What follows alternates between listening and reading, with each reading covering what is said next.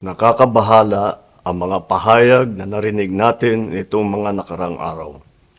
Nandyan ang walang pakundangang pagmumura at ang pagbabanta ng planong ipapatay ang ilan sa atin.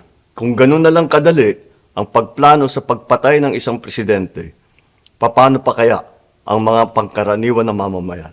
Yang ganyang kriminal na pagtatangka ay hindi dapat pinapalampas. Yan ay aking papalagan.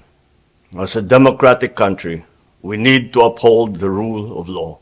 Ako, bilang pinuno ng Executive Department at lahat ng mga nanunungkulan sa pamahalaan ay may sinumpaang tungkulin na tutupdin at pangangalagaan ang konstitusyon at ang ating mga batas. Kaya hindi tama ang pagpigil sa mga halal ng bayan sa paghahanap ng katotohanan. Hindi na sana hahantong sa ganitong drama kung sasagutin lamang ang mga lehitimong katanungan sa Senado at sa House of Representatives. Ang katotohanan ay hindi dapat itokhang. Tapos na sana ang usapang ito kung tutuparin lamang ang sinumpaang panata na bilang lingkod bayan ay magsabi ng totoo at hindi hahadlangan. Imbis na diretsahang sagot, nililihis pa sa kwentong chicheria. Hangad ko na matuldukan na itong mga pangyayaring ito sa parang matiwasay at magdadala sa atin sa katotohanan. 12 taon din ako nanungkulan sa magkaparehong kamara ng Kongreso.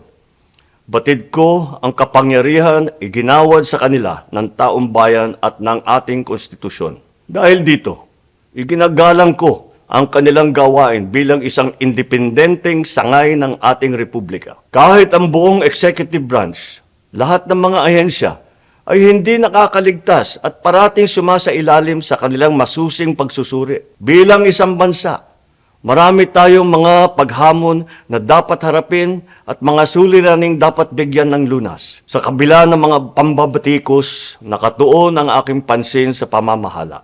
Ngunit, hindi natin ikokompromiso ang rule of law. Kailangan manaig ang batas sa anumang sitwasyon, sino man ang tamaan. Kaya hindi ko hahayaan magtagumpay ang hangarin ng iba na hatakin ang buong bansa sa burak ng politika.